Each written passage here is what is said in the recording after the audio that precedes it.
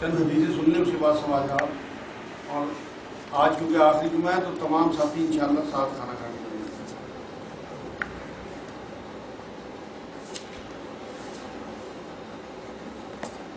درود شریف پڑھنے کے بعد حضرت زید بن خالد جہنی رضی اللہ تعالیٰ عنہ سے روایت ہے کہ رسول اللہ صلی اللہ علیہ وسلم نے حدیبیہ میں ہم کو فجر کی نماز پڑھائی. اس وقت رات کی بارش کا اثر باقی تھا.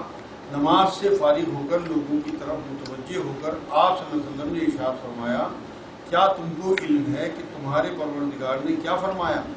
صحابہ نے عرض کیا کہ خدا اور اس کے رسول ہی خوب واقف ہے. ارشاد فرمایا، خدا تعالیٰ نے فرمایا کہ میرے کچھ بندے صبح کو مومن اور کچھ کافر رہے.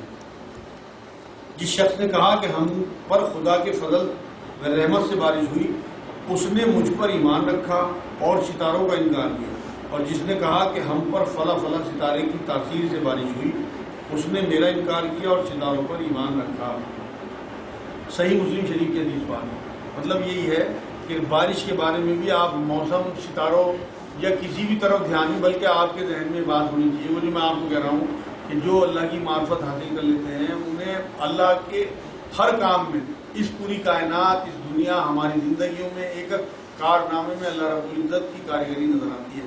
تو بارش میں بھی ہمیں یہ نظر آنا چاہیے، جیسے دعائیں ہوتی ہیں مسجدوں میں کہ اللہ رحمت کی بارش، کہ یہ رحمت کی بارش ہو اللہ کا.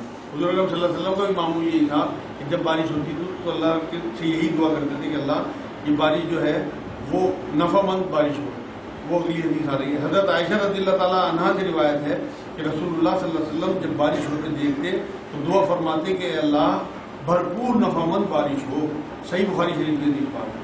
حضرت عبداللہ ابن مسعود رضی اللہ تعالیٰ عنہ سے روایت ہے کہ کعبے کے آس پاس 360 بت رکھے تھے. جب رسول اللہ صلی اللہ علیہ وسلم مکے میں داخل ہوئے تو لکڑی لے کر اپنے دستے مبارک سے ہر بت کو گراتے جاتے تھے اور فرماتے تھے، حق آ گیا اور باطل نابود ہو گیا، بے شک باطل نابود ہونے والا ہے. یہ ایک آیت ہے قرآن کی سورہ بنی اسرائیل میں 81 نمبر آیت ہے. جعل حق و زاہق الباطل ان الباطل کان زہوقا. وہ اللہ کے رسول صلی اللہ علیہ وسلم پڑھتے جاتے تھے اور چھڑی سے ان تمام بتوں کو گراتے جاتے تھے جو گر کے ٹوٹ رہے تھے. حضرت ابو ہریرہ رضی اللہ تعالیٰ عنہ سے روایت ہے کہ رسول اللہ صلی اللہ علیہ وسلم نے فرمایا کہ ہر بچہ اسلامی فطرت پر پیدا ہوتا ہے، پھر اس کے والدین اسے یہودی یا نصرانی یا مجوسی بنا لیتے ہیں. صحیح بخاری صحیح مسلم کی حدیث بات ہے. حضرت جابر رضی اللہ تعالیٰ عنہ سے روایت ہے کہ رسول اللہ صلی اللہ علیہ وسلم نے فرمایا کہ تم کبھی اپنے حق میں یا اپنی اولاد اور مال و جائیداد کے حق میں بد دعا نہ کرو، مبادہ وہ وقت دعا کی قبولیت کا ہو اور تمہاری وہ دعا اللہ تعالیٰ قبول فرما لے. صحیح مسلم شریف کی حدیث بات. حضرت عائشہ رضی اللہ تعالیٰ عنہا کی روایت ہے کہ رسول اللہ صلی اللہ علیہ وسلم نے فرمایا کہ جس مظلوم نے ظلم کرنے والے کو بد دعا دی اس نے اپنا بدلہ لے لیا. جامع ترمذی کی حدیث پاک. مطلب جس نے کسی پہ ظلم کیا اور اس مظلوم نے بد دعا کر دی اس کے لیے تو آخرت میں حصہ ختم، اس نے اپنا بدلہ یہیں لے لیا. کیونکہ پھر اس نے جب بد دعا کیا ہے اللہ کو پتا ہے کہ کس قسم کا ظلم تھا، اللہ اس کا ویسے ہی بدلہ دے دے گا ظالم کو. لیکن اب اس کا آخرت میں اس لیے صبر کرنے کی تلقین دی گئی ہے کہ اگر آپ کے اوپر ظلم ہو تو صبر کریں. حضرت ابو ہریرہ رضی اللہ تعالیٰ عنہ سے روایت ہے کہ رسول اللہ صلی اللہ علیہ وسلم نے فرمایا کہ بدشگنی کوئی چیز نہیں، نیک شگون فال ہے. صحابہ رضی اللہ تعالیٰ عنہ نے عرض کیا حضور صلی اللہ علیہ وسلم فال کیا ہے؟ فرمایا وہ نیک بات جو تم میں سے بعض لوگ سنتے ہیں. مطلب جو یہاں پہ بات کہی گئی ہے بدشگنی کوئی چیز نہیں ہے. جیسے معاشرے میں مشہور ہے کہ بلی سامنے سے گزر گئی تو لوگ گاڑی روک لیتے ہیں کہ کوئی دوسری گاڑی نکلے تھے، یا کوا اس پہ بیٹھ گیا آگے دیوار پہ کہ آج مہمان آئیں گے، چپل چڑھ گئی کہ آج تو سفر ہے. یہ سب بیگموں کے بچے ہیں، وہ جب تک معصوم ہیں وہ جب تک کیا اللہ کی فطرت پہ ہی رہیں گے بالکل. کیونکہ حدیث پاک سے یہ بات ثابت ہے کہ تمام تر لوگوں کا حساب کتاب بالغ ہونے کے بعد ہوگا. تو لازمی بات ہے کہ جب بالغ ہونے کے بعد اگر وہ یہ کہتے ہیں کہ ہم ہندو ہیں تو پھر وہ اللہ کی نظر میں ہندو گنے جائیں گے. اگر وہ کہتے ہیں مسلم ہیں تو مسلم گنے جائیں گے. اچھا، آخرت کی زندگی جو ہے وہ ہمیشہ کیوں ہے؟ مطلب ہاں موت کیوں نہیں؟ اصل میں بات ان کا سوال یہ ہے کہ آخرت کی زندگی ہمیشہ کے لیے کیوں ہے، وہاں موت کیوں نہیں ہے. یہ اللہ نے ہمیں جو زندگی دی ہے، اصل میں اللہ رب العزت یہ دیکھنا چاہتا تھا کہ مجھے کتنے لوگ پہچانتے ہیں. اصل زندگی ہی آخرت کی زندگی ہے. یہ تو ایسا ہے جیسے ٹیسٹ ہوتا ہے. ایک جیسے اسپیڈ بریکر آیا, بیچ میں آپ دلی جا رہے ہیں, پہلے بھی آپ نے بہت سارا سفر کر لیا, آگے بھی بہت بڑا سفر پڑا ہوا ہے, بیچ میں اسپیڈ بریکر آیا. اصل زندگی ہی آخرت کی زندگی ہے. آپ لوگوں نے اصل زندگی وہاں پہ جینی ہے. تو وہاں تو موت آنی نہیں ہے کیونکہ زندگی ہے وہاں پہ. حدیث پاک میں آتا ہے کہ وہاں موت کو مینڈے کی شکل دے کر ذبح کر دیا جائے گا. اس کے بعد جتنے لوگ دوزخ میں جا چکے ہوں گے وہ دوزخ میں رہیں گے ہمیشہ, اور جو جنت میں جا چکے ہوں گے جنت میں رہیں گے. آخرت میں بھی چھوٹے بڑے کا حساب ہوگا جی؟ ہاں بالکل, آخرت میں ان کا سوال ہے. آخرت میں چھوٹے بڑے بالکل وہاں بھی مقام ہیں, درجے ہیں. جنت میں بھی درجے ہیں, دوزخ میں بھی درجے ہیں. کیونکہ حدیث پاک سے یہ بات ثابت ہے کہ دوزخ کا سب سے ہلکا عذاب جو ہے وہ ابو طالب صاحب کو دیا جائے گا, جو حضور کے چچا تھے, جنہوں نے حضور کی نصرت کی, مدد کی. انہیں آگ کے جوتے پہنائے جائیں گے جس سے ان کا دماغ ایسے کھولے گا جیسے ہنڈیا کھولتی ہے آگ پہ رکھی ہوئی. تو اندازہ لگائیے کہ اسے سب سے کم عذاب. تو اس کا مطلب درجے ہیں. اسی طرح جنت جو ہے, جنت الفردوس ایک روایتوں میں آتی ہے, وہ سب سے اونچی جنت ہے. وہاں اللہ رب العزت کا دیدار ہوگا. تو اس کا مطلب جنت میں بھی درجے ہیں اور دوزخ میں بھی.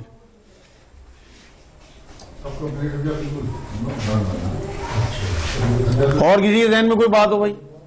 یہ جو یہود و نصارا مشرکین اسلام کے خلاف سازشیں کر رہے ہیں, نقصان پہنچائیں, تو ان کے اس رویے کی وجہ سے اگر ایمان والوں کے دل سے ان کے لیے بد دعا نکلے یا ذہن میں کچھ بیڈ تھاٹس کریٹ ہو, کیونکہ وہ ایموشنلی بھی ہرٹ کریں, جیسے سوشل نیٹ ورکنگ سائٹ پہ انہوں نے کچھ آبجیکشنیبل ریمارک دے دیے, تو اگر ان کے کسی نقصان سے ایمان والوں کو دل کو خوشی محسوس ہو تو یہ تھنکنگ کیسی ہے؟ یہ مطلب اللہ کے نزدیک یہ سوچنا پسندیدہ ہے یا کیسے؟ ایسا ہے, ان کا سوال سب نے سن لیا بھائی. اصل بات یہ ہے کہ پہلے آپ کے اوپر جو ذمہ داری ڈالی گئی, اللہ رب العزت معاذ اللہ ظالم نہیں ہے. خود اپنے بارے میں یہ بات کہتا ہے کہ میں ہر بستی میں پہلے جو ہے وہ ہدایت دینے والا بھیجتا ہوں, ہادی بھیجتا ہوں, اس کے بعد پھر عذاب. اگر آپ ان کے لیے بد دعا کرنا چاہتے ہو تو پہلے آپ کو ان کے لیے دل سے دعوت پہنچانی پڑے گی. جو اللہ کا دین ہے, اگر آپ نے اپنی حجت پوری کر دی ہے اس کے بعد بھی وہ نہیں مانتے, تو جس طرح موسیٰ علیہ السلام نے بد دعا کی اپنی قوم کے لیے, نوح علیہ السلام نے بد دعا کی, حضور اکرم صلی اللہ علیہ وسلم نے کئی جگہ پہ کافروں کے لیے بد دعا کی, تو تب آپ کو حق ہے. ہمارا معاملہ یہ ہے کہ ہم حلوہ کھاتے رہتے ہیں اور بد دعائیں کرتے رہتے ہیں. ہم نے بالکل کسی قسم کی کوئی دعوت جو اللہ کے رسول صلی اللہ علیہ وسلم کی سنت ہے آگے نہیں بڑھائی. صرف ہم بد دعائیں دینے کے لیے ہیں.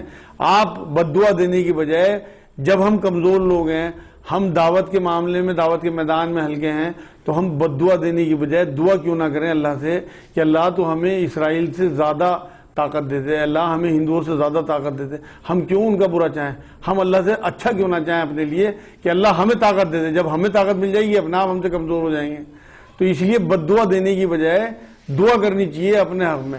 ہماری سوچ اگر پازیٹیو ہوگی, کیونکہ اللہ رب العزت ظالم نہیں ہے, اسے پتہ ہے ہمارے حالات بھی کس وجہ سے اتنے بڑے عذاب آ رہے ہیں, کوئی وجہ تو ہوگی. ایسا تو نہیں ہے کہ اللہ کو ماننے والے لوگ, اللہ اس کے رسول کے پیروکار اور اس حالت میں ہوں. اس کا مطلب بہت بڑے بڑے گناہ, بہت بڑے بڑے عذاب ہماری امت میں اس وقت ہیں جو نہیں ہونے چاہیے. میں نے آپ کو بیچ میں ابھی درس کے بتایا تھا کہ مسلسل کبیرہ گناہ اگر ہوتے رہیں گے تو لازمی اللہ کی طرف سے عذاب آئیں گے. وہی شکل ہے, آزمائش نہیں ہے. آزمائش تو دیندار لوگوں کے لیے ہوتی ہے. صحابہ اکرام کسی بھی مصیبت کے آنے پہ یہ سوچتے تھے کہ اللہ کا وعدہ تھا کہ تمہیں میں آزماؤں گا, تو یہ آزمائش. کافی لوگ یہ سمجھتے تھے کہ کہاں ہے اللہ کا وعدہ, اس کے رسول کا وعدہ, ہمارے پر تو مصیبتیں آ رہی. تو یہ آج کا جو دور ہے, آپ انہیں آزمائش نہ سمجھو بلکہ عذاب سمجھ کے پلٹنے کی کوشش ہو. جیسے یونس علیہ السلام کی قوم سجدے میں گر گئی تھی, پوری قوم کو سجدے میں گرنا چاہیے, توبہ مانگنی چاہیے اللہ سے. اپنی نمازیں درست کریں, اپنی مسجدوں کو بھر دیں فجر سے. فجر کی نماز ایک ایسی ہے جسے کے بارے میں اللہ کے رسول نے کہا کہ آدھی منافقت, مطلب جو فجر اور عشاء نہ پڑھے وہ پورا منافق ہے, جو ایک نہ پڑھے تو ظاہر سی بات ہے آدھا منافق ہے. آپ نے ابھی حدیث بتائی جو جس حال میں مرے گا تو اسی حال میں اٹھے گا. ابھی بسنت پہ جو لوگ پتنگیں اڑاتے ہیں جس میں زیادہ تر مسلمان بھی شامل ہیں, ان کے کیا معاملات رہیں گے؟ کیا مطلب وہ معاملات کیا رہیں گے؟ اگر وہ اس حالت میں مر گئے تو اس حالت میں مر گئے تو اسی حالت میں اٹھائے جائیں گے. اگر وہ بچے ہیں تفریح کے لیے اڑا رہا ہے کوئی دقت نہیں. اصل میں تو بات یہ ہے نا، بخاری کی ایک حدیث یاد رکھو کہ تمام اعمال کا دار و مدار نیت پہ ہے. اگر وہ یہ اس نیت سے پتنگیں اڑا رہا ہے کہ بسنت پنچمی ہے، ہم نے بسنت منانا ہے، تو پھر تو وہ پھنس گیا، پھر تو وہ دوسرے مذہب کی جو نشانیاں ہیں ان پہ کام کر رہا ہے. اور اگر ایک ایسی کہ معاشرے میں پتنگیں اڑ رہی، ہم بھی اڑا رہے ہیں، بھیڑ زیادہ ہے، کوئی فرق نہیں پڑتا ان چھوٹی چھوٹی باتوں سے. ہمارے معاشرے کا حال یہی ہے کہ ہم مچھر چھانتے رہیں، ہاتھی نکل جائیں، سودی کاروبار بھی کریں گے، حرام کام میں بھی لگے رہیں گے. ان چیزوں کو کہ وہ پتنگ کیوں اڑا رہا، وہ کیرم کیوں کھیل رہا، ان چکروں میں لگے رہیں. ہم نے ان سے بچنا ہے، ہم نے ہاتھیوں کو نگلنے سے بچنا ہے. قرآن کیا کہتا ہے؟ اگر تم کبیرہ گناہوں سے بچتے رہو گے تو تمہارے چھوٹے چھوٹے گناہ میں معاف کر دوں گا. قرآن کی آیت ہے. تو آپ بے فکر رہو، انشاءاللہ جو ہم سے ہلکی پھلکی کوتاہیاں ہوتی رہتی ہیں وہ بالکل ڈیلیٹ ہوتی رہتی ہیں اگر ہم حرام کاموں سے بچ رہے اور اللہ کے احکام پورے کر رہے، 5 نمازیں 30 روزے، تو انشاءاللہ تعالیٰ کوئی پکڑ نہیں ہوگی. یہ سوال اندر سے آیا ہو، انسان مرنے کے بعد کہاں جاتا ہے؟ کیا وہ مرنے کے بعد ہمیں دیکھ سکتے ہیں اور کوئی ان کی قبر پر جائے اس کا بھی ان کے پتہ چلتا ہے یا نہیں؟ اور جیسے ہم مرنے والے کو یاد کرتے ہیں کیا وہ بھی ہمیں یاد کرتے ہوں گے؟ دیکھو جی، مرنے کے بعد تو روح کی شکل ہوتی ہے. یہ جو انسان کو دفنا دیا جاتا ہے تو مٹی ہو جاتا ہے، روح عالم برزخ میں چلی جاتی ہے. جو نیک روحیں ہیں وہ ایک قرآن کہتا ہے علیین ایک کوئی علاقہ ہے وہاں رہتی ہیں، اور ایک سجین ایک علاقہ ہے وہاں بد روحیں رہتی ہیں. اور اسی طرح سے ان کا معاملہ ہے کہ یہ اب ہماری زندگی سے کوئی دخل ان کا نہیں ہوتا، یہ ایک بار چلے گئے، بلکہ انہیں ہماری دعاؤں کی محتاجی. ایک دو حدیثوں سے یہ بات تو ثابت ہے کہ یہ انتظار میں رہتے ہیں کہ ہمارے رشتہ دار ہمیں کچھ پڑھ کے بخشیں. باقی یہ ہمیں کوئی فائدہ پہنچا سکیں ایسا نہیں ہے، یا ہمیں دیکھ سکیں، ہماری زندگی میں دخل دے سکیں. وہ زندگی رہے، وہ برزخ کی زندگی، آڑ کی زندگی ہے، پردے کی زندگی. اس دنیا سے ان کا کوئی مطلب نہیں رہ جاتا. اس لیے قبروں پہ جانا، وہاں دعائیں کرنا قطعی نامناسب بات ہے، بلکہ شرک اور بدعت ہے. قرآن کی ایک آیت، ایک منٹ بھائی، ایک منٹ. ہاں قرآن کی ایک آیت ہے. ایک منٹ بھائی. ہاں جو لوگ ایک منٹ بھائی، ایک منٹ، ادھر آگے سوال آ رہا. اگر کوئی نیک کام کرنے کے بعد اس کی تعریف کرتا ہے، کوئی وہ خوش ہوتا ہے، تو اسلام میں اس کی گنجائش ہے کیسا ہے؟ ان کا سوال یہ ہے کہ نیکی کرنے کے بعد لوگ اگر تعریف کر رہے ہیں، اسے اندر ہی اندر خوشی محسوس ہو، تو یہ کیسا ہے؟ اگر اس کی چاہت نہیں ہے، لوگ اس کی تعریف کر رہے ہیں، پھر تو کوئی حرج نہیں ہے. کیونکہ حضور صلی اللہ علیہ وسلم نے یہ بات فرمائی تھی ایک بار کہ اگر تو نیکی کرے تو اور نیکی کر کے تجھے خوشی ہو تو یہ تیرے ایمان کی علامت ہے. اس کا مفہوم ہے حدیث پاک کا. لیکن اگر اس کی چاہت ہے تو پھر وہ پکڑا جائے گا، پھر اللہ کے ہاں قبول نہیں ہے. اس کی وجہ یہ ہے کہ اللہ کو ہر چیز میں اخلاص چاہیے، ملاوٹ نہیں. اگر اس نے کوئی نیک کام اس لیے کیا کہ میں یہ اللہ کے لیے کر رہا اور میری تعریفیں بھی ہو جائیں، تب وہ پھنس گیا. ملاوٹ نہیں اللہ کو پسند. تو اس لیے تعریفیں چاہنا الگ چیز ہے، تعریفیں ہونا الگ چیز ہے. کوئی تعریف کر رہا، اندر انسانی کمزوری ہے، خوشی ہو، لیکن فوراً پلٹے کہ اللہ تیرا ہی دیا ہوا سب کچھ ہے، تیرا ہی سب. کیونکہ ایک بار حضور صلی اللہ علیہ وسلم نے ایک صحابی کی بہت تعریف کی، تو پھر انہوں نے پلٹ کے حضور سے پوچھا، حضور میری جن خصلتوں کی آپ تعریف کر رہے ہیں وہ مجھے کہاں سے ملی؟ تو حضور اکرم صلی اللہ علیہ وسلم نے فرمایا کہ تجھے اللہ سے ملی. تو پھر انہوں نے یہ بات کہی، تو پھر تو ساری تعریف اللہ ہی کی ہے. تو اس لیے ہمیں تمام تعریف اللہ کی کرنی چاہیے. میرے خیال میں لائٹ نہیں ہے، ہمیں کھانا بھی کھانا ہے، اب اسے یہی سلسلے وہ بند کریں. اور اگر لائٹ آ گئی انشاءاللہ تو بعد میں بیٹھیں گے، جن لوگوں کے سوال رہ گئے بعد میں جواب دے دوں گا. وما علینا الا البلاغ. بہت مختصر سی دعا کرتے ہیں، کھانا کھا لیں. للہ رب العالمین. ربنا اصرف عنا عذاب جہنم ان عذابها كان غراما. ربنا آتنا فی الدنیا حسنہ وفی الآخرۃ حسنہ وقنا عذاب النار. یا الہ العالمین، تو ہم تمام مسلمانوں کو قلبی، ذہنی، حقیقی سکون میسر فرما. یا الہ العالمین، تو ہماری زندگی میں چین، سکون، امن پیدا فرما. یا الہ العالمین، تو ہمیں دین اور اسلام کے مطابق چلنے کی توفیق عطا فرما. یا الہ، تو ہمیں دنیا، آخرت، برزخ کے ہر مصائب سے محفوظ فرما. یا الہ، تو ہماری اخلاق اور کردار کو درست فرما. یا الہ، تو ہمیں پکا سچا نمازی بنا دے. یا الہ، تو ہمیں سچائی کو اختیار کرنے کی توفیق عطا فرما. یا الہ، تو ہمیں جھوٹ سے اور جھوٹوں سے محفوظ فرما. یا الہ العالمین، تو ہم تمام مسلمانوں کے دلوں کو اور ہم تمام مسلمانوں کے دلوں میں جو کدورت ہے ان کو اپنی رحمت سے دور کر دے. یا الہ العالمین، عالم اسلام میں اتحاد پیدا فرما. عالم اسلام میں اتحاد پیدا فرما. یا الہ، تو عالم اسلام میں اتحاد پیدا فرما. یا الہ العالمین، تو ہمیں اپنی اصلاح کرنے کی توفیق عطا فرما. اللہم صلی علی محمد وعلی آل محمد کما صلیت علی ابراہیم وعلی آل ابراہیم انک حمید مجید. اللهم بارك على محمد وعلى ال محمد كما باركت على ابراهيم وعلى ال ابراهيم انك حميد مجيد. ربنا تقبل منا انك انت السميع العليم وتب علينا انك انت التواب الرحيم. آمين برحمتك يا